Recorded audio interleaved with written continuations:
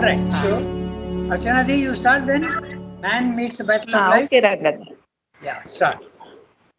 Man meets the battle of life in the manner most consonant with the essential quality most dominant in his nature. There are, according to the Sankhya philosophy, accepted in this respect by the Gita, three essential qualities or modes of the world energy and therefore also of human nature. Sattva, the mode of poise, knowledge and satisfaction. Rajas, the mode of passion, action and struggling emotion. Tamas, the mode of ignorance and inertia. Dominated by tamas, man does not so much meet the rush and shock of the world energies whirling about him and converging upon him as he succumbs to them, is overborne by them, afflicted, subjected, or at the most held by the other qualities, the tamasic man seeks only somehow to survive, to subsist so long as he may, to shelter himself in the fortress of an established routine of thought and action, in which he feels himself to a certain extent protected from the battle, able to reject the demand which his higher nature makes upon him, excused from accepting the necessity of farther struggle and the ideal of an increasing effort and hope. Do- Dominated by Rajas, man flings himself into the battle and attempts to use the struggle of forces for his own egoistic benefit to slay, conquer, dominate, enjoy.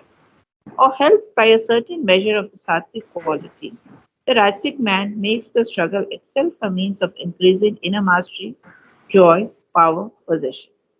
The battle of life becomes his delight and passion, partly for its own sake, for the pleasure of activity and the sense of power, partly as a means of his increase and natural self development. Dominated by Sattva, man, in the midst of the strife for a principle of law, right, poise, harmony, peace, satisfaction. The purely sattvic man tends to seek this within, whether for himself alone or with an impulse to communicate it when one to other human minds, but usually by a sort of inner detachment from or else an outer rejection of the strife and turmoil of the active world energy. But if the sattvic mind accepts partly the rajasic impulse, it seeks rather to impose this poise and harmony upon the struggle and apparent chaos to vindicate a victory for peace, love, and harmony over the principle of war, discord, and struggle. All the attitudes adopted by the human mind towards the problem of life either derive from the domination of one or other of these qualities or else from an attempt at balance and harmony between them. One page para going into detail about Sattva, Rajas, Tamas. This is very interesting and we will discuss that a little bit in detail because all sorts of questions arise. Tamas is the principle of darkness and sloth and inactivity. So one wonders why did the divine create this tamas? So that also we will discuss. Then there is the rajas. Rajas is the principle of energy, movement, okay, push, desire, motives. This is where you start acting. So that is to counter the tamasic urge. Then Rajas also is too much inclined only with satisfaction of desires. But then you have to, when you are completely in your vital, you are naturally not in control of your emotions and your being. So wisdom should come in, and that's the sattvic. So there is sattva, rajas, and tamas. And Shabda is describing this. And he's also reminding you again and again that the universe and the individual are connected, and whatever is there in the universe is there also in the man, in individual. So we will read this and we will try and understand the principles and why they exist at all. I am reading from the beginning. Man meets the battle of life in the manner most consonant with the essential quality most dominant in his nature. Okay, there are two things. First of all, there is a battle of life. Is it possible for any man to pass through life without a battle? It would be possible if there were absolute harmony. But there is no harmony in the physical world. Why? The question arises. Remember the principle of one becoming the many. And when the one from the highest level becomes the many at the lowest level, there is multiplicity and there are dualities.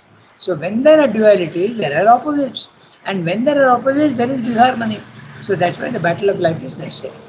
Okay, it's a very very logical step by step. When you see it is like that. That's why I keep reminding you. Remember the basic principles. Then so many things become easy to understand. The basic principles, as I said, at the highest level, oneness. At the lowest level, multiplicity. At the highest level, formlessness. At the lower level, limited forms. At the highest level, light. At the lowest level, darkness. At the highest level, perfect harmony and knowledge. At the lower level, disharmony and ignorance. Okay. So these principles, if one remembers, then and a gradation. The subtlest of substance at the highest level, the grossest of substance at the lower level. Keep these things in mind and you will understand why there is battle of life necessary here.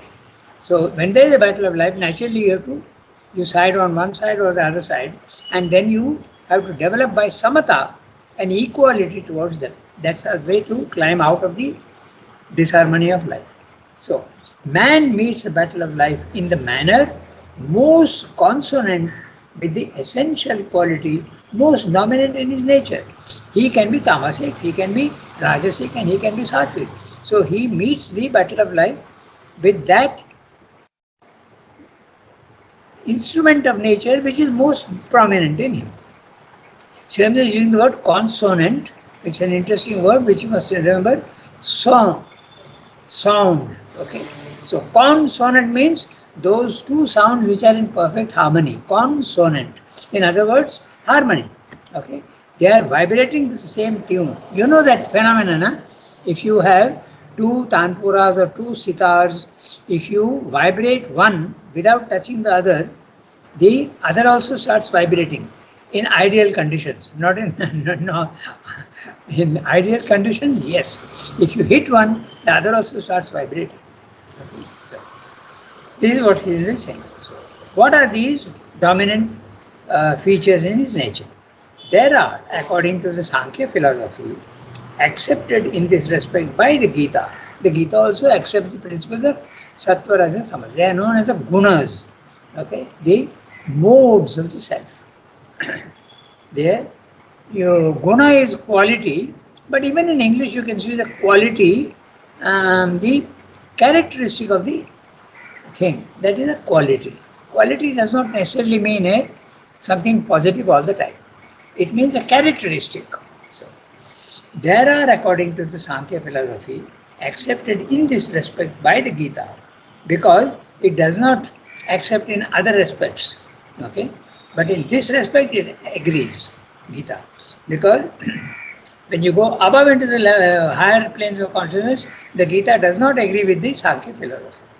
We'll come to that when we come later on in other chapters.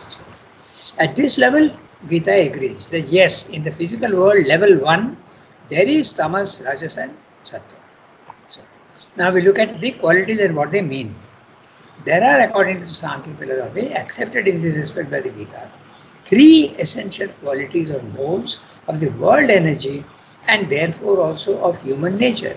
So note that whatever is there in the world energy is the universal, but therefore, okay, also of human nature, very clearly is establishing the relation between the universal nature and the individual. Again, to understand this phenomena, think of the sea, which is universal, and the wave, which is individual. The wave is an individual formation of water of the vast universe of sea. The wave cannot exist without the sea. The sea can exist without the wave. But the wave has to depend, the individual has to depend on the universe in every way. So, the world energy and therefore also of human nature, sattva. He has added the word therefore, very clear. Okay. There is a dependence of the individual, and the individual need not be only man. It can be also animal, it can be also insect, it can be down to the lowest level. So now he is describing sattva. Rangana, one Yeah, question. This Sattva, Rajas, Tamas is only from Sankhya, or else also it is discussed? no, the principle of sattva, rajas, tamas is initiated by Sankhya. Okay, it is Mhm. initiated by Sankhya, and the Gita accepts it, and many other systems also accept. Even Srimda accepts. Okay, Hmm. yeah, Advaita also accepts at the lower level. Yeah, and remember that Gita is part of Advaita. Okay, it is part of Vedanta. Hmm. Yeah, so it is initiated by the Sankhya. Okay. Rangana, One day, Rangada, we would like to have a little more insight into the different philosophies, the main points, because it gets a bit mixed up. So sometimes, if whenever you have time, if you can explain the main uh, points of the philosophy, so that Okay, but then you have to go into Indian philosophy. That's a huge Hmm. subject. And Indian philosophy consists of 9 different ways of looking at reality. Yeah, Anyway, I've noted what you have said, and yeah, we'll see that. Okay, sure. because Gita also touches upon all the philosophies, no, mostly. Uh, Uh, yeah, it takes a little of everything. Yeah, that's right. yeah, It yeah. doesn't agree with anyone. It has Hmm. its own philosophy. Yeah, that's right.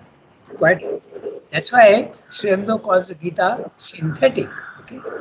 Hmm. Many philosophies are Even not. Yeah. Pardon? even in Life Divine, Sherwin has touched almost all the philosophies, and Yes. No, yes, that's why the synthesis is there. He identifies the synthetic things. Even in the Gita, he has told you that, if you remember. The Veda yes, yes, are synthetic. The Upanishads are synthetic. Then the Gita also is synthetic. But the yes. Sankhya is not synthetic. Okay? It's got very clear views. And Srimdo's philosophy also is synthetic. Okay? So many of the other philosophies are not synthetic. They lean on only one side. Okay? Yeah. So, uh, Rangana, one yeah, question regarding this gunas, whether a stone too has these three gunas? absolutely. A stone too Exactly. has. Yes, that's what he's going to tell you. But the thing is that these three are there everywhere together, everywhere. But dominant, you see, very clearly Sam is saying, most dominant in his nature. Somebody will be very sattvic, somebody will be very rajasic, somebody will be very tamasic. Okay, and even in the physical world, it applies to insects also. And this is very interesting. We will discuss that at the end of this paragraph. Everything in the physical world, including, okay, is a very interesting thing. Even animals are sattvic, rajasic, tamasic.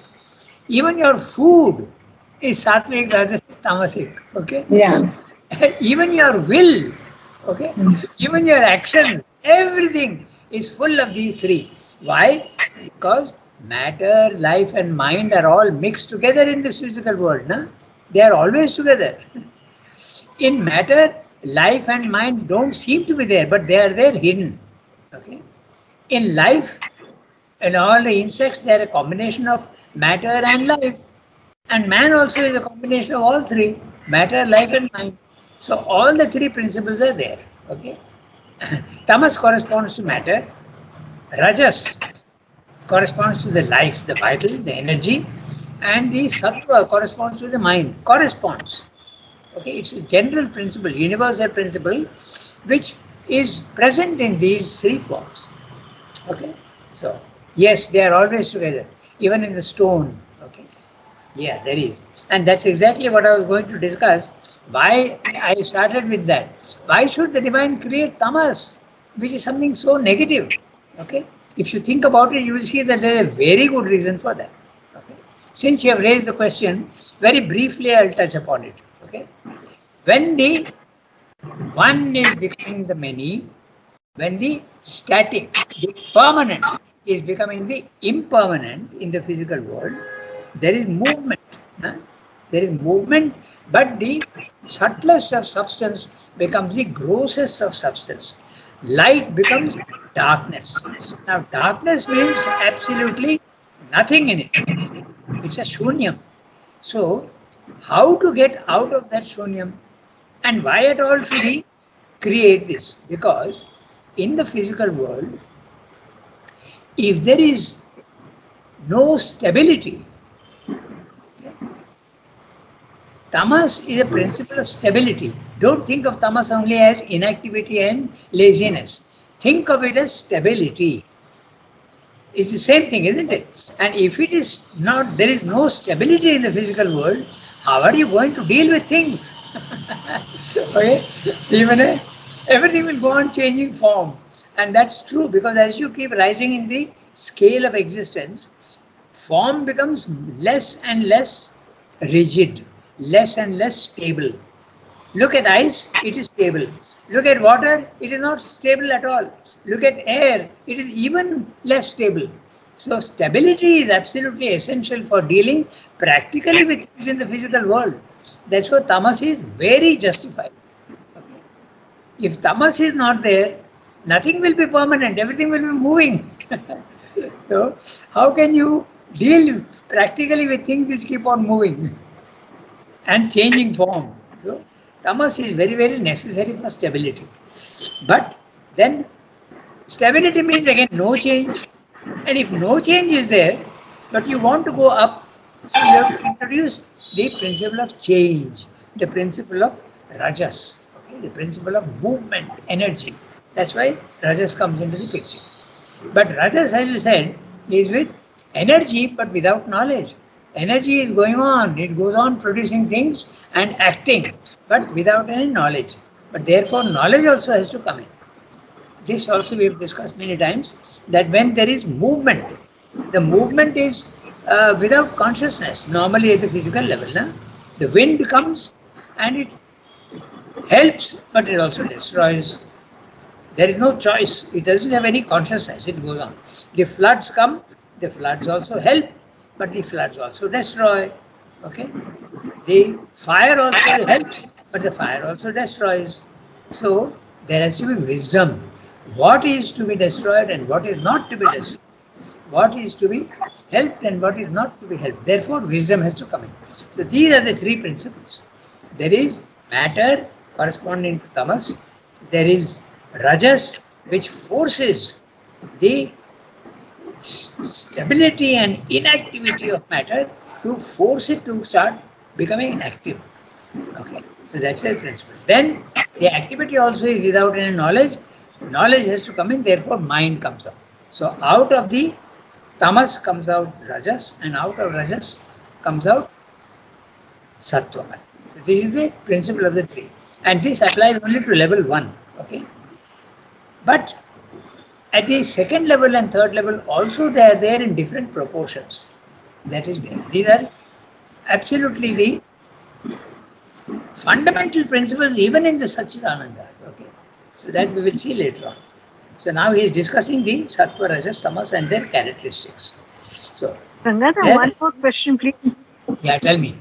Acha, only the human being who can change from a tamasic person to a rajasic or a sattvic, but not in the animal world or in the matter, right? I think you are right. I think you are right. Because the animal can't do yoga, and yoga is absolutely essential for change of consciousness. So the animal cannot do yoga, cannot become something else. It has to become man and stop being an animal. And that is possible because the divine presence is there in it. That's the evolution, the individual evolution. You're quite right. Yes. Okay, it has to change. And that is the reason why also man, Srivata says in Life Divine again and again, if man cannot become the Superman, he has to stop being and a new species will come up. So man has to first of all change his and become a Superman to be able to change his consciousness to that level. So, and there is a gradation also between them. There is man, there is a yogi, and then there is a Superman.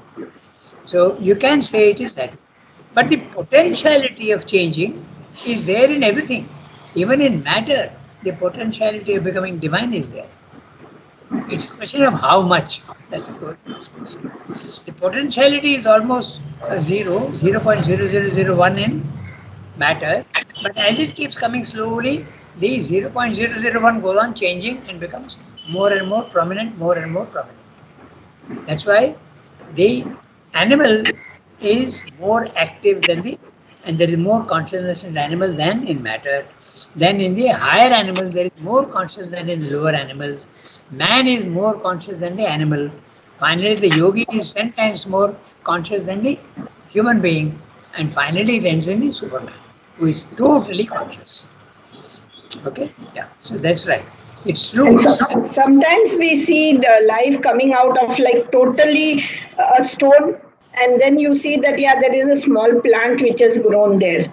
So is it because of that, or because there is this possibility of change Yes. Yes. in the matter? That is why we can see sometimes in a very hard substance also there is life which is coming out. That's right. And that's exactly what we're saying. The power of life is fantastic. It's absolutely stunning. Okay, I'll give you two examples. It is forcing matter to produce life. If you have seen in a wall sometimes, a very small hole also is there in a wall. Suddenly you start, plant is coming out of it. Yeah. And what is, there is no water, there is no light there, and yet it comes out. Okay. Yeah, that's what. Yeah. Yeah. I have a big problem on my terrace. There is a banyan tree which is growing in the terrace, and 10 times I have told them to uproot it, but it keeps coming back again and again. Yeah. Same thing with me also. Yes. So that's the power of life. But it is not the wall or the matter which is becoming the plant. It is a seed there which is becoming the plant, right? Exactly. It is the principle of life which is seeking an opportunity. It finds that opportunity in that hole in the wall and comes up. That's right. It's not the stone which is becoming a plant. It is just a seed of a plant which is in the stone which is coming out. Yeah, that okay. But the seed, where is the seed? That's right. But the seed is the potential, no? The seed is the potential of life.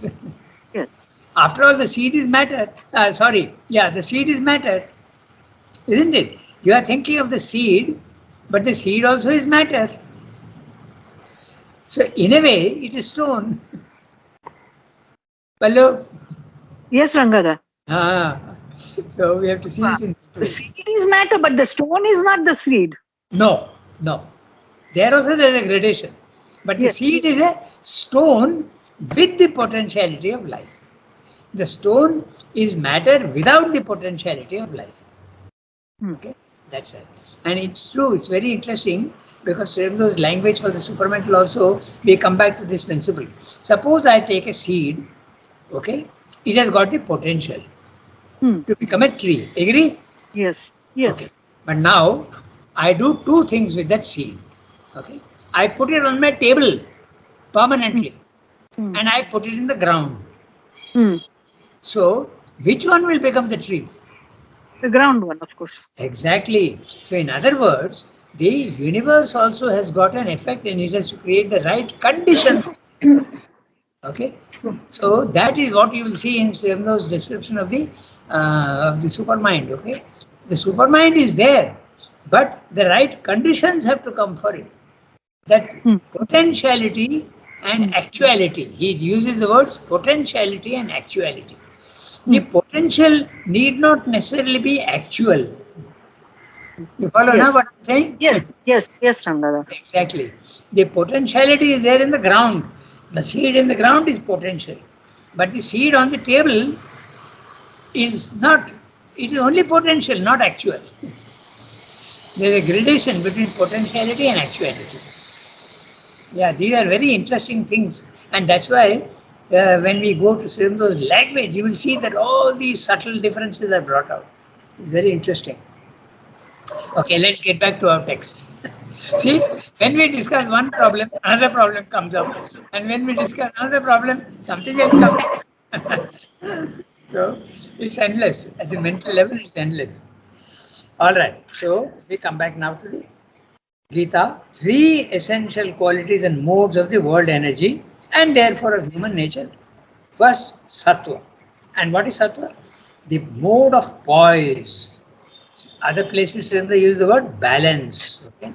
Perfectly balanced. Knowledge. and satisfaction. Satisfaction, there's an implication of a little bit of ananda, a calm, quiet ananda. Not a vital pleasure, but a calm, quiet ananda. Then there is the rajas, the mode of passion, action, and struggling emotion. So, energy. I like to usually put it as energy and power and movement. Okay. Then you have tamas, the mode of ignorance, no consciousness at all, no knowledge, and inertia. So, inertia. So, dominated by tamas, man does not so much. Certainly, is discussing only man, but as I told you, probably today we can't do it, but next time we will see how the Gita distinguishes these three in everything, in food, in animals, even in your will, your consciousness, everything has these three principles. It's a very interesting discussion. Okay, we'll see that. So, dominated by tamas, man does not so much meet the rush and shock of the world energies whirling about him and converging upon him as he succumbs to them. He is overborne by them, afflicted, subjected, or at the most helped by the other qualities.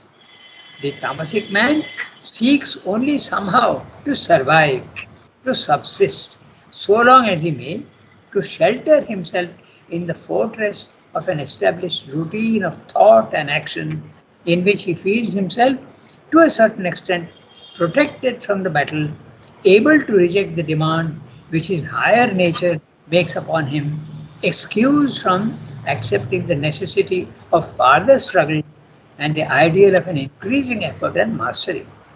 Huge sentence describing tamas. He chooses not to change. Okay? And if you remember in the synthesis, in one chapter, very early chapter, Sri Aurobindo describes the characteristic energy of the bodily life. If you remember. Then he describes the characteristic energy of mental life. And then he describes the characteristic energy of spiritual life. And there in the characteristic energy of bodily life, he says, somehow to survive. Okay? Survival. Okay? Somehow to keep himself in existence and reproduce himself and multiply himself. These are the. So Srenda is repeating the same thing in different words here. Tamasic man seeks only somehow to survive. Okay? That's the main thing. To survive, not change, but survive. When the mental comes in, he wants to change, but not the tamasic man. He is very, very comfortable with his status quo. He doesn't want to change. That is the reason why tradition and habits at the individual level as well as the social level, at the collective level, so difficult to get over. Okay, look at what's happening today in Islam. Okay, so they just don't want to change and they don't want to change their views of things. Okay, so of course it is there everywhere. It's why only them. Okay, everywhere. Even in our Indian systems, in Punjab and other places, these khaaps, okay, they don't allow intermarriage. Okay, so that they stick to tradition. Tradition is very, very strong, and tradition is tamasic mainly. You want to continue your tradition, don't want to change it very easily. So the tamasic man seeks only somehow to survive, to subsist, so long as he may, to shelter himself in a fortress of an established routine of thought. No change in thought. He just subscribes to the normal social thinking and action in which he feels himself to a certain extent protected from the battle. If he is in his comfort zone and he listens to what society is saying, he is protected. But the moment he wants to go out of society, there is a problem. In the fortress of established routine of thought and action. That's tradition. That's habits, social habits that don't change, in which he feels himself to a certain extent protected from the battle, able to reject the demand which his higher nature makes upon him, excused from accepting the necessity of farther struggle and the ideal of an increasing effort and mastery. I refer you back to Socrates, if you remember. Socrates was teaching his students, his children, to think, okay, and not to subscribe to the normal things. So question everything. And what was the reaction of society? You are corrupting the youth, so you need to die. You can't change these social customs. So they gave him poison to drink. Okay. So society doesn't want to change. In fact, in Savitri, he says, man is in love with his ignorance and his limitations. I'm using my own words, but that's what he says. He is in love with his ignorance. He doesn't want to change. That's the principle of tamas. Okay? But evolution is there, and evolution will force tamas to change. So therefore, rajas has to come into the picture. Life has to come in. Tamas is matter doesn't want to change. It is absolutely static. But if there is static, there can be no evolution. So, but evolution is a principle. Okay, the divine has come down and put himself into matter. Therefore, the push to action is there, and then it comes out in small bits. At first, Srimsa says unicellular creatures come out. Okay, that's the first expression of rajas in matter. Then slowly, larger organisms form, and more consciousness comes in, and more energy and kinetic movement comes in. Dominate now. I'm reading the next one. Dominated by rajas, okay, man flings himself into the battle. In the beginning, he is protecting himself from the battle. He doesn't want to change. But now, when rajas comes in, look at the words. He flings himself into the battle and attempts to use the struggle of forces for his own egoistic benefit. It's true that he wants only the individual first, okay? But later on, Srimdo says that it should be for society also. So, helped by a certain measure of this sattvic quality, the Rajasic man makes the struggle itself a means of increasing inner mastery, joy, power, possession. So, these are the characteristics of the vital man. He wants to master everything. He wants to have enjoyment, joy. He wants to have power. That's why there is so much of competition also among human beings. And he wants to possess. That's very clear. Whatever you see, you want to possess. Okay? Whether it be a human being or whether it be an object or whether it be a TV or a mobile or whatever, you want to possess it. That's the principle of rajas.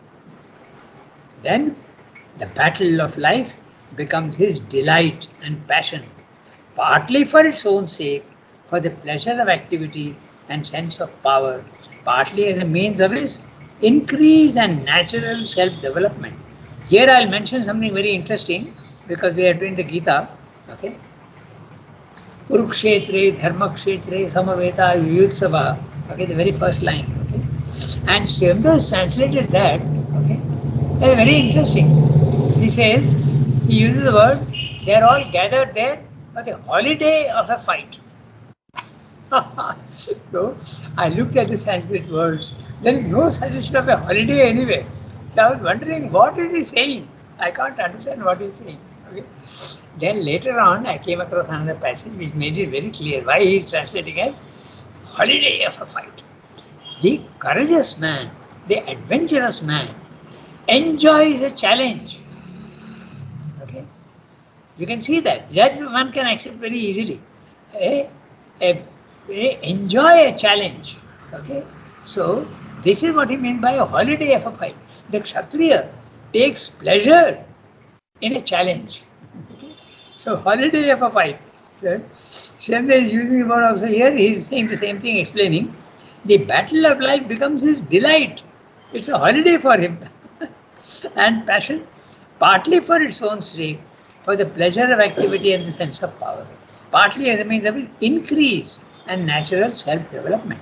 So, naturally, when non-activity becomes activity, he will get experience and he will benefit and he will grow. So, you grow from non-activity to activity, from the body to life. Okay, and life is always seeking. Look at these four words: mastery, joy, power, and possession. This is a characteristic of the vital. Then finally he comes to the sattva principle. Okay, the sattva. Dominated by sattva, man seeks in the midst of the strife, the battle of life, strife, for a principle of law, right, poise, harmony, peace, and satisfaction. In the vital, there is no satisfaction. Even if there is satisfaction, you satisfy your desire, very briefly you will enjoy, but very briefly also it will go away. And if it is no satisfaction, it will produce the opposite. That's why you have to get rid of both satisfaction, vital satisfaction, as well as vital grief. You have to get rid of both. Because if there is satisfaction, there is bound to be grief. Why? When you don't get your desire. And when you get your desire and you are satisfied, you will not get it all the time, so therefore grief also is there. They imply each other. Again, we come back to the principle of the dualities. Okay. So, look at the description. Law, there should be nothing unlawful or haphazard. It should not be casual. It should not be whimsical. There should be a law. Okay, there should be a principle of action. It should be based on some stable principle. Right, it should be right. Poise, balance, harmony, peace, and satisfaction. This is what the mental man is seeking all the time. The purely sattvic man tends to seek this within himself, whether for himself alone or with an impulse to communicate it. That means he wants to give it to society also. When one to other human minds. So when you have got the principle of sattva well established in yourself, like a yogi does, then he wants to give it to others also. When one to other human minds. What is one? The principle of sattva. When you are in control of sattva, you would like to give it to others because you see them suffering in the vital. But usually by a sort of inner detachment from or else an outer rejection of the strife and turmoil of the active world energy. So there are two ways of doing it. Okay? One is a sort of inner detachment. This is the principle of getting rid of your, stop identifying yourself with your body, mind, life. Inner detachment. I am not the body. I am not the vital. I am not the mind. The thoughts are occurring in me. I am not the thoughts. So start watching your thoughts. Start watching your emotions. A slow difference comes up, a gulf forms between the watcher and the watched. Okay. So then you get free one day. You become absolutely free from, or there is another one, or the outer rejection of the strife and turmoil of the active world energy. That's the ascetic tendency. The ascetic rejects the physical world very, very with force. Okay, he rejects the physical world entirely because it's only movement, and movement is not stability at all. So there are two ways in this describing of how to get rid of the and get sattva. One is by an inner attachment, inner detachment rather, whereas the other is the outer rejection. Okay? Outer rejection. Inner detachment and outer rejection. In the inner detachment, you go on watching the actions of the vital, actions of the body also, you are just watching, of the strife and turmoil of the active world energy. But if sattvic mind accepts partly the rajasic principle, it seeks rather to impose this poise and harmony upon the struggle and apparent chaos, to vindicate a victory for peace, love, and harmony over the principle of war, discord, and struggle. So, when a little bit of total sattvic, you detach yourself from the body. But when there is a little bit of activity also, that's what is describing. Huh? So, you want to communicate that need and necessity of harmony to the others. Then you want to stop the war. Otherwise, if you are doing only in the sattvic way, you are not interested. You realize that a war is something which is bound to happen and you don't bother too much about it. But if you are also a little bit of rajas is there, you want to stop the war also. So, it's interesting, he is giving you a gradation. Pure sattvic, but pure sattvic does not exist in the world. They are always together. That he will tell you in the next para. They always go together, but in different proportions. Either you can be more sattvic, or you can be more rajasic, or you can be more tamasic. But all the three are always there. Okay? But if the Sattvic man accepts partly the Rajasic principle, it seeks rather to impose this poise and harmony upon the struggle and apparent chaos, to vindicate a victory for peace, love, and harmony over the principle of war, discord, and struggle. All the attitudes adopted by the human mind towards this problem of life either derive from the domination of one or other of these qualities, or else from an attempt at balance and harmony between them. So, if you are a pakka principle of tamas, you can be a materialist. Okay? If you are a man dominated by rajas, okay, then in the field of yoga, you can be a moralist. Okay, you don't want the evil and you want the good. Not that you will succeed, but that is it. Then, when you are a spiritual person, you want to go beyond the sattva, rajas, tamas. So that's what Sindhi is saying here. All the attitudes adopted by the human mind towards the problem of life either derive from the domination of one or other of these qualities. That's why we discussed just now. If you are dominated by the principle of tamas, which is matter, you can become material. Or else from an attempt at balance and harmony between them. Or you can become the moralist or you can become the yogi. Okay? Depends on which level you are. There can be a little confusion in what I've just now said because the materialist is full of energy. Okay, so but I am talking of the principle only. Okay? I am talking of the principle. So what's the time? 32. So it is a very interesting paragraph. And next time, if you remind me, we will discuss very briefly how food can be Rajasic, Tamasic, Sattvic. Even animals can be Rajasic, Tamasic, Sattvic. Even your will can be, and even your gift, dana. Dana also can be, the way you give a gift can be Sattvic, Tamasic, Rajasic. Okay? The Gita discusses this in detail. Tarika, you have read the Gita, no? And others also have read the Gita. You remember how this principle is used? All the three. Yeah. That's right. It's a very interesting discussion. Okay, we stop here today because we have got only 2 minutes. So next time, but there comes also a stage. Yeah. Merci beaucoup. But there comes forward.